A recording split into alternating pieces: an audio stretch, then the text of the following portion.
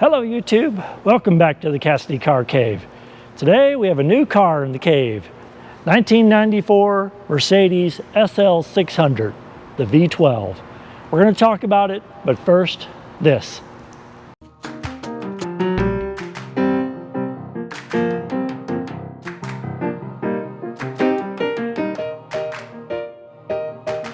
All right, thanks for coming back to the car cave. So, as soon as I get rid of one car, what's the first thing you do, right? Start looking for the next one.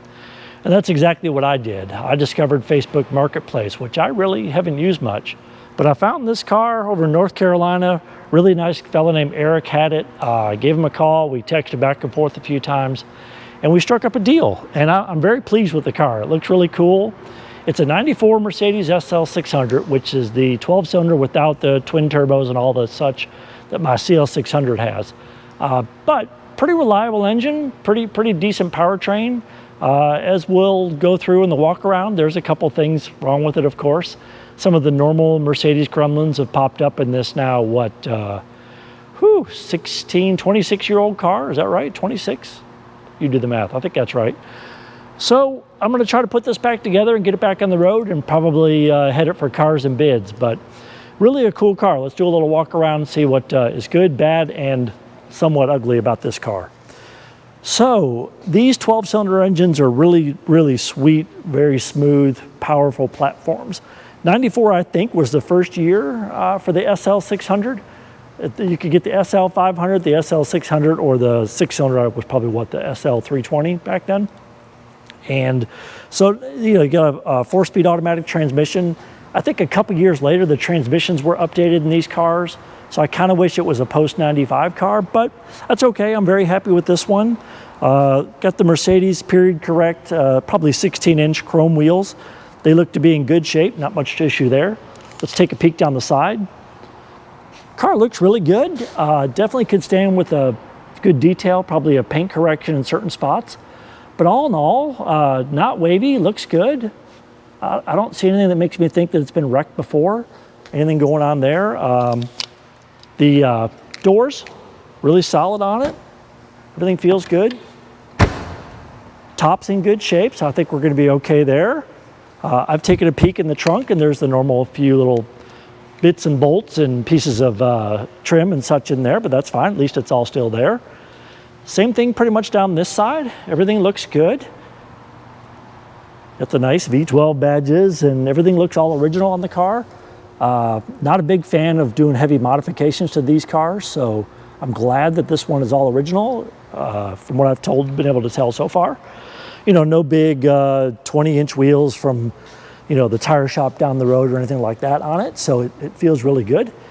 But I bought it, right? So there must be some issues with it. I'm sure you've picked up on a couple by now.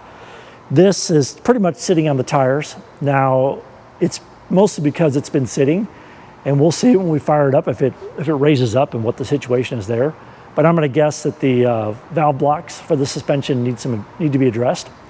I'll be honest with you, I really don't know if this is hydraulic or air suspension. I'm gonna guess in this vintage, I really would think hydraulic, but Mercedes loved all that air stuff with the power door locks and all that. So could be air, who knows what we'll find out. Some obvious structural defects. I talked to Eric before he sent it to me. He told me all the stuff going on with it. When they loaded it on the trailer before, the front spoiler just got crushed. So that's a total tear it off and find a new one, put it back on. I'm sure it'll have to be sprayed. Not really sure what color this paint is. It looks black to me, but then it also looks blue, so. Wouldn't be the first car I bought thinking it was one color and then found out it was another.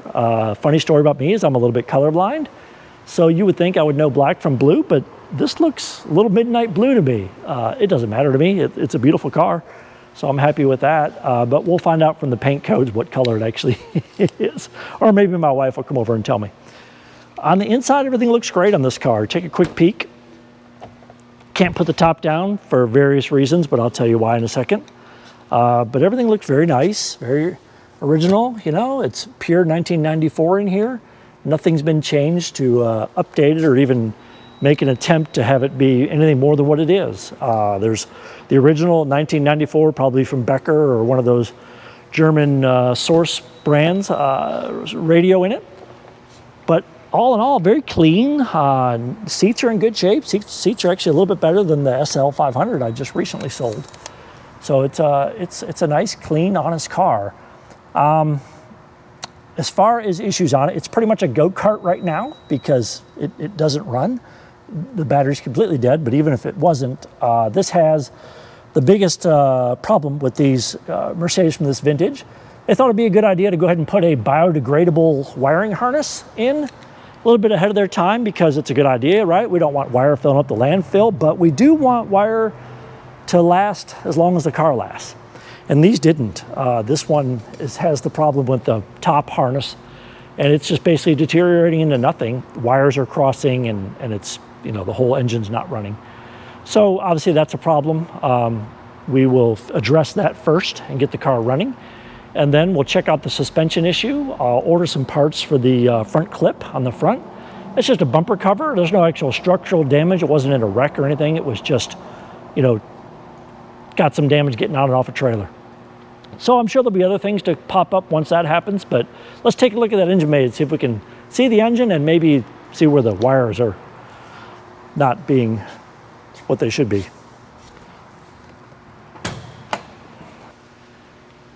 Okay, so there's an engine. That's awesome. There's something under the hood that we can work with this. If it wasn't there, that'd be a big problem. What's there is good. A couple of pieces missing, some trims around the engine. I hope maybe they're in the trunk. I haven't dug too far into that yet, but we're gonna need other parts, so it's okay. Let's take a look at this wiring harness though. I'll show you just in 4 seconds of looking at this. You can tell somebody's been at this, but you know, right there, I don't know much about electrical engineering, but I'm pretty sure these wires shouldn't be melted together. Shouldn't be just flaking off like that.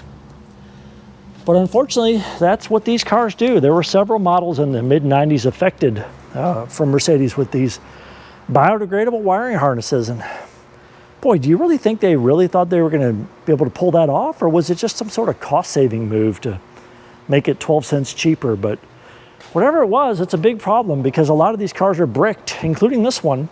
And obviously, once they are, you know, who's going to buy it except for some idiot YouTuber that thinks he's going to make a couple of videos with it. So it's going to be a project. We're definitely going to have to get the car running. I'll show you kind of where I source parts for the wiring harness. There's a couple of choices on eBay.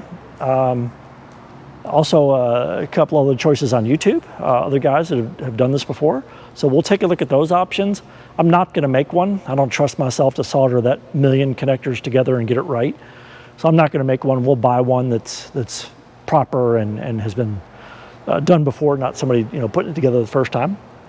Obviously the suspension, we'll have to see what the codes are once that pulls up and we get it running. There is still diagnostics on this car, even though it's 1994 pre-OBD2. There are diagnostic connectors on the car that I can hook up to with the Mercedes Star diagnostics. So we'll figure out that.